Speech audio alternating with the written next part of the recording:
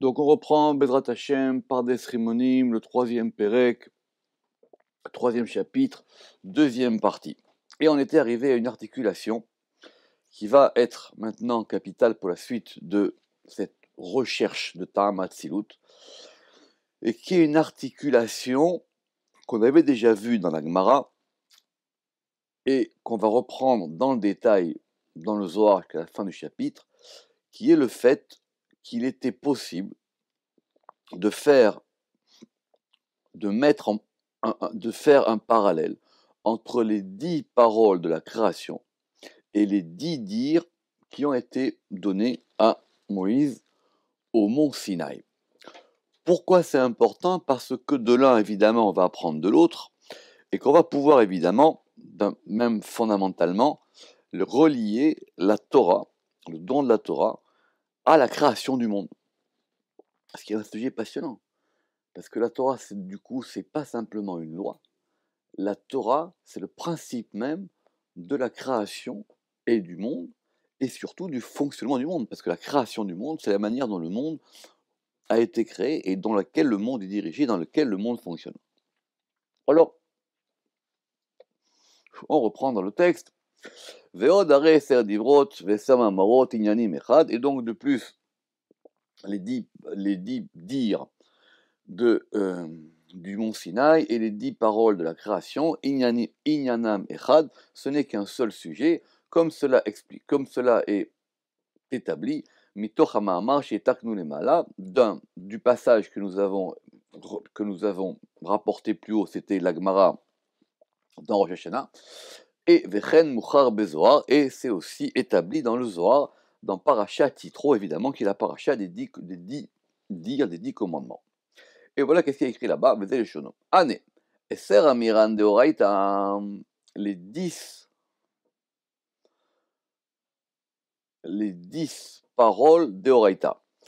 Normalement, on aurait dû dire les Aseret d'Ivrin. Ici, on a dit les Amiran. Sur ça, il y a des Mefarshim qui ont voulu être Mepakpek, et y compris aussi le bar dans les Agaot sur le Pardes, parce que le Zohar, évidemment, n'emploie pas un mot pour un autre. Mais en tout cas, il y a donc les 10 paroles dire de la Torah, comme si tout d'un coup, on pouvait mettre même une équivalence entre la notion de Mahamar et la notion de Dibour.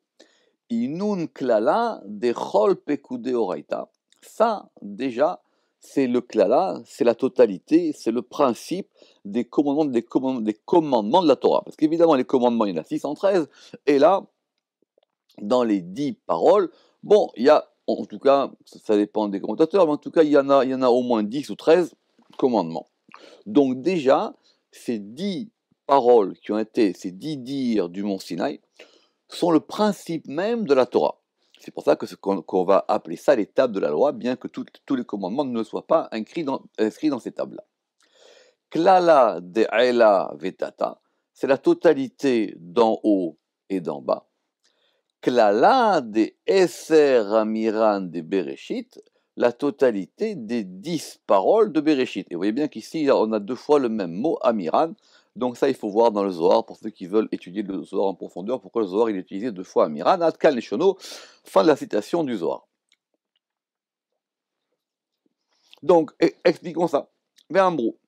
Klala d'école Pikudin de Oraita, pourquoi est-ce qu'on a appelé ça la totalité de toutes les paroles de la Torah? Mishum de Achiz Birale de Rabbi Shimon de Yochai alav shalom, parce que c'est ainsi que pense Rabbi Shimon bar Yochai alav shalom, de Tariag Pikudin, que les 613 commandements, Kelulin Be'eser Divrot, sont totalisés dans les 10 dires. Ici, on est revenu à dire. Ce qui veut dire qu'il y aurait même un moyen, d'à partir des 10 dires de Arsinaï, de retrouver à l'intérieur les 613 commandements de toute la Torah, Kemevoir ve Parashat Yitro, comme cela est expliqué dans Parashat Yitro, Vechen Kelulim, et aussi c'est totalisé dans les Asara Ma'amarot, dans les 10 paroles de la création, Kedemucha be Parashat Bereshit, comme cela est expliqué dans la Parashat Bereshit et dans les Tikkunim. Donc on a bien ici une chaîne sémantique, les 10 dires du Sinaï sont égales aux 613 commandements de la Torah, qui sont égales aux 10 paroles de la création. Velachen amrou, c'est pour ça qu'on a dit chez Aseret Adivrot, en klal pikudin, que les 10 dires sont de la totalité des commandements. Vechen ama, et on a dit aussi chez en klal eser mamarot, que c'est aussi la totalité des 10 paroles de la création. Pirouche, c'est-à-dire Kol ma shemidbaer mitoch asara mamarot de maaseh bereshit. Tout ce qui est expliqué à propos des 10 paroles de l'œuvre de la création de Maaseh Bereshit, ou Midbaer, c'est expliqué, ça veut dire c'est expliqué mitor à l'intérieur des Asara Divrot, des 10 dires chez Matan Torah, qui sont dans le don de la Torah, les aînés à masculine, aux yeux des intellectants, c'est-à-dire aux yeux de ceux qui savent comprendre ces sujets et qui savent effectivement les mettre en parallèle. Veata. Et maintenant, Nomar, disons, Achar shei asarat adivrot, après que nous ayons établi que les 10 dires du mont Sinaï, Ve asara mamarot et les 10 paroles de Maaseh Bereshit, Akol echad, tout cela ne forme qu'un. Imken, alors s'il en est ainsi, Ech efshar lomar badibrot sheayu meyuchadim. Comment est-ce qu'on peut dire à propos des dibrot qui sont de Sinaï, chez Ayub et Yuchadim, qui étaient des paroles uniques, Venitarda Shrina, et la Shrina, elle a été dérangée, chez Vadaï, pourquoi Achar Shenitiarda el Azivug, parce qu'après qu'elle ait été unifiée dans le Zivug, on parle de quoi ici? On parle de Maaseh Bereshit. Dans Maaseh Bereshit, c'était notre sujet, à savoir que les deux luminaires, la lune et le soleil, eux, étaient ensemble, et après, la Shrina, elle est descendue en bas. Donc ce qui s'applique à l'un doit s'appliquer à l'autre. Alors, si on dit qu'il y a un parallèle entre les deux, je reprends. Si on dit qu'il y a un parallèle entre les deux,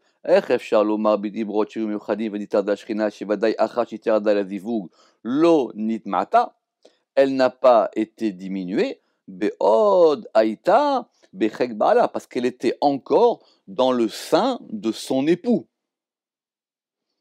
C'est-à-dire que tant que Tiferet et Malchut ils sont côte à côte, comme un homme qui prend son épouse dans son sein, et si elle était en bas, après l'épisode du Miyut Ayarea, de la diminution de la lune et de l'accusation, Lama en Eser. Pourquoi est-ce qu'elles sont 10? Donc le Rama qui perd pas son fil.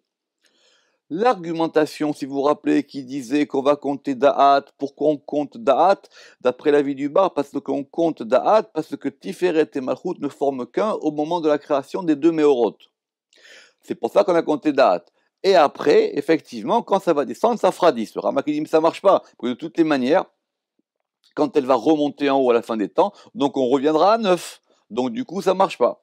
Mais en tout cas, si maintenant on me permet, d'après le Zohar et d'après la Gemara, de faire un parallèle entre ça, entre Maaseh Bereshit et entre Har Sinai, alors il dit, donc du coup, pourquoi est-ce qu'on n'a pas la même chose dans Har Sinai? Parce que du coup, le Da'at était déjà enfoui. Ce Da'at, il va se dévoiler apparemment, d'après ce qu'on peut dire, uniquement quand ils sont ensemble. Velo ayaraou sheyomar dibour. Et donc du coup, on n'aurait pas pu prononcer une seule de ces paroles. Autrement dit, le dynamisme qu'on a voulu appliquer aux Sphirot à propos des aléas de la création, on ne peut pas l'appliquer au Aseret Adivrot. Donc, la question, elle revient sur celui qui a voulu mettre Da'at comme étant une séphira. Mais achar shegvar nitalem velo chazar adavar letikuno, et que la chose n'est pas revenue à son arrangement, puisque ça se fera à la fin des temps. Ve'od, et de plus. Anucha lomar she'im lo haya amiut, et donc, et est-ce qu'on pourrait dire que si il n'y avait pas eu le miout, s'il n'y avait pas eu cette diminution de la lune, lo hayu amamarot et la tisha, alors du coup on serait resté sur un compte de 9. Alors il dit tout ça, c'est étonnant. Parce que du coup le monde il aurait toujours été déficient. Kol inyane amamar echad. et il aurait été déficient de tous les principes de cette parole unique. Et de plus. Ve'od. Me'achar she'adat. Et maintenant, si on dit que le da'at, il inclut malchut et tiferet, puisqu'apparemment cette notion de da'at, elle pouvait s'appliquer uniquement quand Malchut et Tiferet étaient ensemble, et donc du coup c'était plus haut, et donc Da'at, c'était, comme on avait expliqué, une séphira qui se trouvait entre Chorma et Bina et au-dessus de Chesed et Gvura, et qui symbolisait quelque part l'unification et l'unité de Tiferet et Malchut. D'accord. Alors maintenant, Veine, Amar, Sheamar, Shinivra, Beria, pardon, Veod, Bachash Yadat, ou Kolel la Malchut de Tiferet, Ine Amar, Sheamar, Shinivra, Aberiai. Et donc maintenant, la parole donc, qui a donné cette création, à savoir la création des deux luminaires, Vechilama, Lobara, Kolma, Shaya, Efshar, Bekoar, Malchut. Alors pourquoi est-ce qu'il n'a pas créé tout ce qu'il pouvait par la force de la Malchut, Veba, Shaya, Efshar, Bekoar, Tiferet? Et tout ce qu'il aurait pu, par la force de Tiferet, parce que c'est pas parce qu'ils sont unis qu'ils ne forment qu'un. C'est unis, mais ils sont deux. Alors effectivement, il y aurait dû avoir deux paroles là-bas. Achar shiu metziyut yichudam. Parce que effectivement, c'est l'état de leur unification. Shiu iotam, parce que là-bas, ils sont désignés comme étant shene meorot gedolim, comme étant deux grands luminaires. Donc c'est deux, c'est pas un. Velama nishera od beria et la malchut, et donc pourquoi est-ce qu'il resterait encore une création, et la malchut, et une création pour la malchut et une création pour Tiferet après. Vechi chaser koach hadaat shu shalem yoter mishnehem. Alors quoi? Maintenant, la force de Da'at, elle serait plus forte que la force de malchut et Tiferet. Tout cela n'est pas possible. Ve'ot, et de plus. Sheyesh lanu kama rayot berurot, et nous avons de nombreuses preuves claires et évidentes, chez Bereshit ou Mahamar Keter Elion, que Bereshit, c'est Keter Elion. Donc je reprends. Pourquoi on en revient là? Parce qu'on avait dit que tout cela provenait du fait qu'on n'avait plus pensé dans la Gemara que Bereshit c'était Chorma. Or si Bereshit c'est Chorma, on est sur un compte de 9. Et donc pour arriver à 9, il fallait 10, et le 10 c'était le date. De toutes les manières, Ramaki, de tout ça maintenant, on a bien établi ça. Maintenant, je vais t'expliquer que Bereshit c'est pas Chorma. Bereshit c'est Keter. Comment est-ce que c'est Keter? Alors on va maintenant expliquer les preuves pour lesquelles Bereshit, qui est la première des paroles de la création, ça correspond à Keter. Rishona, premièrement. Premièrement, dans le Sefer Abaïr. Dans le Sefer Abaïr, il est expliqué de cette manière. Vezel Shono. Maini ou Mamarot. Quelles sont les paroles de la création? Rishon, la première. Keter Elion, la couronne supérieure. Baruch ou Mevorar, qu'elle soit bénie. Béni lui et qu'elle soit bénie. Et elle est bénie. Chorma, Shenia, et Chorma, c'est la seconde. Arrêt. Donc voici clairement. Shemana Mikla la Mamarot Keter Elion. Que donc on a nommé précisément dans les paroles de la création Keter Elion, Veurishon, les Kulam. Et c'est la première de toutes les paroles de la création. Et de plus. Kiakusha Mikara et Nakasha. Que la question qu'on a posée au début n'est pas une bonne question. Ve'ena echrar, et que ce n'est pas une preuve. Mipne. Chez Imeyot, chez Milad Bereshit ou Bechorma. Parce que même quand on a pu attribuer à Bereshit la notion de Chorma, Im kolze amamar ou beketer.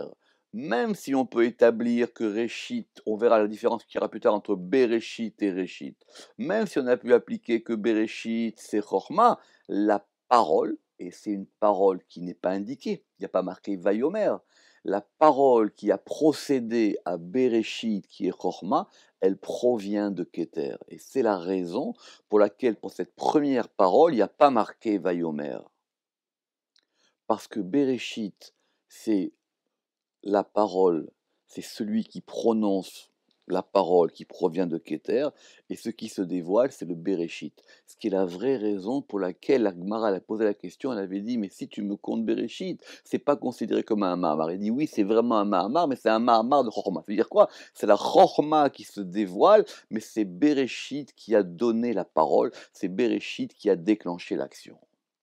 Ou mipne dakuta keter vekravarto el mekoro. Et à cause de la subtilité de Keter et de sa proximité avec la source, ad shelo yichasubo mishem ben dalet, à tel point que nous n'avons même pas considéré dans le tétragramme que Keter était dans les lettres. Le tétragramme, il y a 4 lettres, il y a Yud, Ke, Vav, Ke.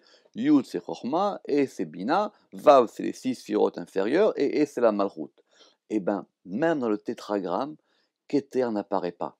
Il n'apparaît, et la Kotso chez Yud, il n'apparaît que dans la pointe du Yod. C'est la petite pointe du Yod. Donc, même dans le tétragramme, Keter, il n'apparaît pas. C'est le point le plus subtil, c'est le point du commencement. Vechen Gamken. Et de même, il s'appelle aussi Elef. Il s'appelle Elef, donc on avait dit le Aleph, on a vu ça à propos du Mil, il s'appelle le Aleph, la lettre Aleph, Milachon Pélé, parce que c'est un prodige, parce que c'est une merveille. C'est-à-dire on prend les lettres de Aleph et on les transmute pour faire Pélé. Et il s'appelle, dans le Zohar, Amon Mouflé ou Mechoussé, l'architecte prodigieux et caché. Ve'imeyot, et bien que le bête de Bereshit, Aremez Bechorma, indique à Chorma. Pourquoi est-ce que le bête de Bereshit, il indiquerait Chorma? Parce que le bête, on pourrait dire qu'il vaut 2, et donc 2, c'est ce qui vient après le 1, donc le 1, le Aleph, c'est Keter, et le 2, bête, c'est Chorma. Donc voilà. Im kolzot uksa, mais si c'est ainsi, la pointe du bête. C'est quoi la pointe du bête? C'est la petite pointe par laquelle on va commencer à faire le bête. Si on est précis, la pointe du bête, à la différence de la pointe du yod, la pointe du yod, elle est à droite et la pointe du bête, elle est à gauche. Mais dans tous les cas, cette petite pointe-là, elle indiquera le keter. Et ça, moré à la keter, ça indique le keter. Et c'est comme ça que l'a expliqué Rabbi Akiva dans un livre qui est attribué à Rabbi Akiva, qui s'appelle Otiyot de Rabbi Akiva, qui s'appelle l'explication des lettres d'après Rabbi Akiva, qui était, je vous rappelle, le maître de Rabbi Shimon Bar Yochai. Et qu'est-ce qui a marqué là-bas? Omrim le bet mi borecha. On dit, ou on pose la question à la lettre bet, qui t'a créé? Umar e beoksa el Aleph, et la lettre bet, elle montre la pointe vers le Aleph. Ce sont des phrases énigmatiques. Alors on va expliquer. Akavana. Qu'est-ce qu'on veut dire par là? Chez Bet Atzma, que la lettre bet elle-même, chez I Achorma, qui correspond à la Chorma, les Orot chez Ena Techila la Hatzilut, pour indiquer que ce n'est pas elle le commencement de l'émanation. Et là, chez I Hatzilut Cheni, mais c'est la deuxième émanation. Donc ça veut dire que derrière le bet, il y a un Aleph. Et si la Torah a commencé par un bet, c'est qu'il veut dire qu'il y a un Aleph derrière. C'est pour ça que ce bet, il est fermé, il est ouvert du côté gauche. Ça sera longuement expliqué dans le Zohar. Donc cette lettre bet, elle dit, attention, moi je ne suis que la deuxième émanation. Il y en a une première. Veyesh la oketz me'acharea. Et cette bête, lettre bête, elle a une pointe qui est derrière elle, les harot el aleph, pour indiquer le aleph. Kemore el shoalim, c'est comme si pour indiquer à ceux qui lui posent la question, Eléa, qui lui pose la question, mi barecha, qui t'a créé? Qui t'a créé? Elle dit, c'est derrière moi. C'est quelque chose qui est derrière moi, c'est le aleph. Rotselomar. Im netzela aliede netzal ou aliede masil rishon. On lui pose la question, ça veut dire, est-ce que tu as été émané par l'émanation ou est-ce que tu as été émané par un... Alors, est-ce que tu proviens directement de l'émanateur ou est-ce que tu proviens ou est-ce que tu es elle-même ou est-ce que tu es toi-même la première émanation? Je répète la question. Rotselomar, im netzela alidi netzal, est-ce que tu as été émané par un émané, ou est-ce que c'est par rapport à l'émanateur lui-même? Est-ce que tu es numéro 1 ou est-ce que tu es numéro 2? Ve'i mar'a beoksa, et elle montre sa pointe. Chez Atsilut Cheni, elle dit non, moi je suis la deuxième émanation. Chez Kadma la Aleph, et qu'elle a été précédée par un Aleph, chez ou Keter, qui est le Keter. Et maintenant, Gvar Yizdak, Iyot Ma'amar Bereshit Baketer, et maintenant on peut donc attribuer le fait que Bereshit, la parole de Bereshit, elle soit liée à Keter. Bien que, Imeyot, chez Milad Bereshit, Tirmos Bachorma, bien que le mot Bereshit, il soit attribué généralement à Chorma. Achar Shegvar Nirmaz Bo Keter Beksal Kedepirachnu, bien qu'on puisse effectivement l'attribuer aussi un petit peu à Keter, comme nous venons de l'expliquer. Pourquoi? Ve'inyan. Shebapasuk Bereshit Nichlal Kol Hatzilut. Parce que dans le premier verset de la Torah, Bereshit bara Elohim et Hashamayim ve'et haaretz, Nichlal Kol Hatzilut, est totalisé toute l'émanation. C'est un problème déjà d'après le Pshat, que si déjà dans le premier verset de la Torah il dit Bereshit bara Elohim et Hashamayim ve'et haaretz, que Elohim a créé les cieux et la terre, donc il y a tout.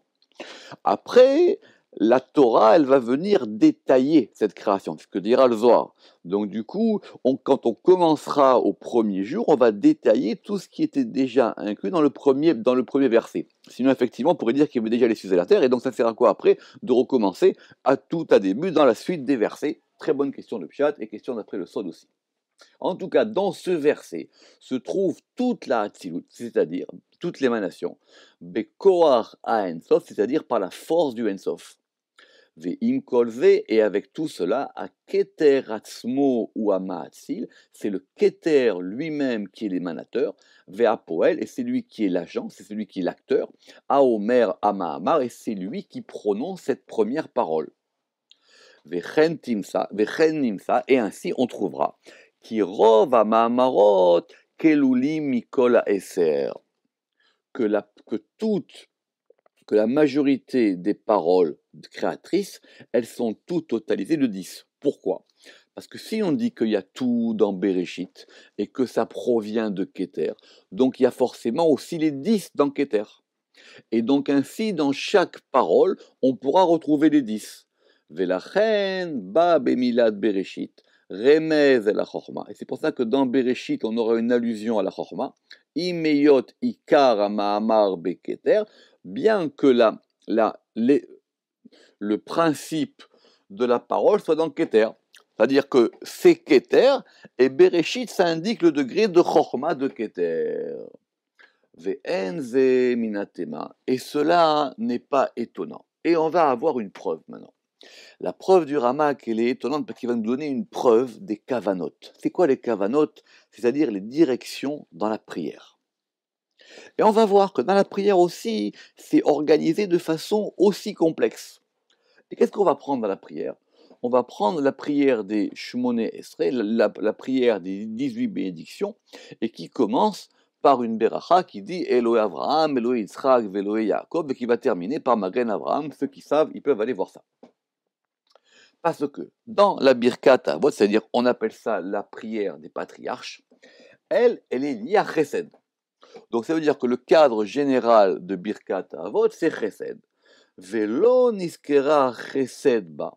Mais le Chesed n'est pas mentionné, si ce n'est une fois quand on va dire Baruch, et quand on va dire Elohé Avraham, quand on va mentionner le Dieu d'Abraham. Abraham, effectivement, il est lié au Chesed. Ve'afilu, et même Elohé Abraham, ça sera lié à Chorma.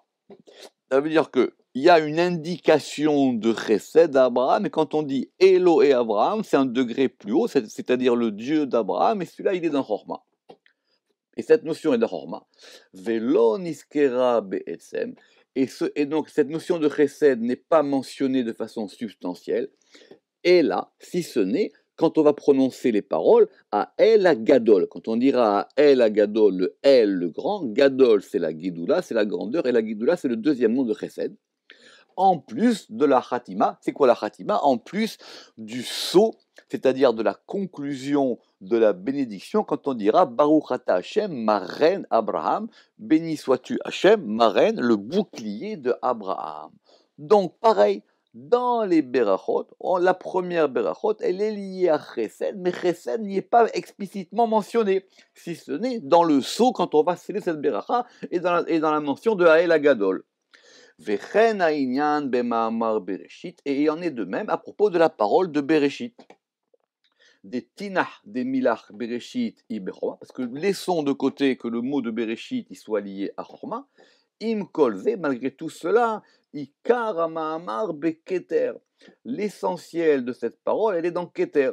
Venit alem, et Keter, il est enfoui, keminago, comme à son habitude, c'est sa nature à Keter d'être enfoui. C'est sa nature d'être caché, c'est sa nature qu'on ne le voit pas. Donc il est là, mais on ne le voit pas. On a simplement une allusion là-dedans quand on va dire que ça va être la pointe du bête ou le fait que le bête indique qu'il y a un lèvre et que derrière le bête, il y a un lèvre qui soit derrière. Ve'im kolze, ba beremez beuksata shel bet. Donc c'est pour ça qu'il y a une allusion à ça dans la pointe du bête, comme on vient comme on vient expliquer, et cela indique et vers Kavana, Chochma Sheba Keter, la Chochma qui est dans le Keter. Et de plus, Ve'od, Zuladze, en dehors de cela, Efchar Lomar, on pourrait même dire que le bet, la lettre bet qui indiquait le 2 pour indiquer que le 2 était lié à Chochma, on pourrait même dire que la lettre bet, elle indique elle-même le Keter, bet Mamash Tirmos Baketer. Et la preuve en est dans la prière de Anna Bechoar. Donc, il faut reprendre doucement l'argument qui va être cité maintenant. Même si on dit que le bet, il désigne la chorma, on peut aussi considérer que ce bet, il s'applique à Keter. Ve'od. Zulat ze, efchar lomar she'abet mamash, que le bet, concrètement, tirmos ba Keter, il est une allusion à Keter. D'où on sait ça. Normalement, ce qui est lié au Keter, c'est le Aleph, et le Bet à Chorma, parce qu'on a dit c'est le 2, etc. Asmach leze, nous avons un appui de cela, que le Bet de Bereshit, il correspond à Aleph. Pourquoi? Pour comprendre ça, il faut passer par une fameuse prière qui s'appelle le Hana Vechoar. Le Hana Vechoar, c'est une fameuse prière qui va nous permettre d'établir une des manières d'écrire le nom de 42 lettres, le Shem Mem Bet. Et comment est-ce qu'on fait ça? Eh bien, c'est très simple. On va prendre les 7 phrases de cette prière et on va considérer les 6 et qui sont chacune composées de 6 mots. Donc 7 phrases fois 6, ça fait 42 et on prend les initiales. Donc les 42 initiales vont former ce nom de 42 lettres. Donc la première phrase du Hana Vechoar, elle dit quoi? La première phrase du Hana Vechoar, j'espère que vous le connaissez quand même par cœur, elle dit Hana Vechoar, Gedulat Yeminecha, Tatir Tserura. De grâce, avec force, Gedulat Yeminecha, la grandeur de ta droite, Tatir Tserura, elle va délier la captive. À cause du fait qu'on a marqué que dans cette phrase il y a marqué Gedulat Yeminecha, et pour d'autres raisons, on considère que cette première phrase et les 6 lettres qui vont être Aleph, Bet, Gimel, Yod, Tav, Tsadé, de Hana, Aleph, Bekoach, Bet, Gimel, Gedulat, Yeminecha, Yod, Tatir, Tav, Tserura, Tsadé. C'est ce nom-là de 6 lettres, Aleph, Bet, Gimel, Yod, Tet, Tsadé, ça va former le nom, dans le nom de 42, les 6 lettres qui correspondent à Chesed. Ok, très bien. Alors, le Aleph, donc la première initiale de ce nom, Aleph, Bet, Gimel, Yud, Tav, Tsadé, Shehu Shem Membet, qui est le nom de 42, en fin de compte, qui est la première partie du nom de 42, comme nous l'expliquerons Béchar Praté Hashemot, comme nous l'expliquerons dans une porte à part, parce qu'il faut effectivement beaucoup de connaissances pour savoir ne serait-ce comment ces noms sont formés. Et il y aura une porte qui parlera de ça, qui va s'appeler la porte des détails des noms. Et le Rabbi Shimon Bar Yochai, ou Piresh Rashbi Alav Shalom, chez Aleph Shel, que le Aleph de ce premier nom de 6 lettres, à Remez el Keter, il correspond à Keter. Vezelechono, et voici ce qu'il est écrit dans les Tikkuné Azohar. Dans le Tikkun 70, page Kuf Tetzain. Aleph 2, Aleph Bet Gimel Yod Tetzadeh, Iou Keter mouflé. C'est le Keter mouflé prodigieux. Amon, l'architecte de la création, parce que Keter c'est l'architecte prodigieux, ou Mechoussé est caché. C'est l'architecte invisible, on va dire. Et donc, on voit bien ici qu'on a une preuve que le bet peut être un aleph. Mais c'est quoi? Ce n'est pas un aleph qui viendrait avant le bet, c'est un aleph qui serait en dessous. Et comment est-ce qu'on va passer de ce aleph à ce bet? Alors ça, il faudra des permutations d'alphabet pour comprendre ça. Mais en tout cas, Ve'ine, Bebiou, et donc on a maintenant de façon claire un témoignage de Rabbi Shimon Bar Yochai, Eid chez Beit Shel Bereshit Baketer, que le bête de Bereshit, il est lié à Keter. Si on veut être encore plus pointilleux avec le Zohar, quand Rabbi Shimon Bar Yochai, il a dit que le Aleph de Anab et Koach, il correspond à Keter, c'est parce qu'il a attribué à la notion de Amon, c'est parce qu'il a attribué à la notion d'architecte. C'est pas marqué, quand on regarde bien, c'est pas marqué, mes fourrages, que ce Aleph-là était un bête. On relit. Aleph min Aleph bet yud gimel tet tzadeh, iou keter mouflé Amon ou mechoussé. C'est pas évident. La preuve du Ramak, elle est pas évidente. Nous, on a un bête, mais on entend que ce bête, il correspond au Aleph de Keter. Vekarov lavé. Et on a une preuve similaire, qui est l'opinion Zbarat Aramban, qui est l'opinion de Nachmanide, Zichrono Livracha, Bepirouche, Bereshit, à propos de l'explication du mot Bereshit. Et voici ce qu'il dit. Ou Milat Bereshit, et le mot Bereshit, Tirmoz Bechorma. Le mot Bereshit, il correspond à la Chorma, chez Reshit, qui est le Reshit, Arashim, qui est le commencement de tous les commencements. Ça c'est clair, on a déjà établi que Reshit, c'était Chorma. Ka'asher Iskarti, comme je l'ai déjà mentionné. Ulchach, et c'est pour cette raison, Tirgemu Batargum Yerushalmi, que ce mot de Bereshit, il a été traduit en araméen dans la traduction du Targum, non pas de Onklos, mais le Targum de Jérusalem. Là-bas, c'est écrit Bechormata. Ah, c'est quoi la nuance? Que le Bereshit, ça correspond à Chorma, et que le Targum a dit avec la Chorma. Et c'est quoi ce avec la Chorma? Ve'amila muchteret beketer bet. Et le mot est couronné avec la couronne du bet.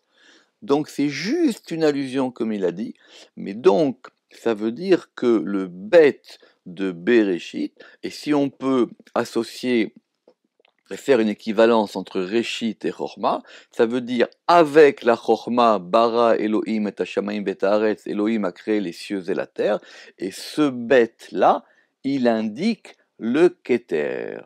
Ou plutôt, ce bet-là, c'est la couronne de Keter sur la Chorma. Ou Pirouche Devarav, et donc quelle est l'explication de ces paroles?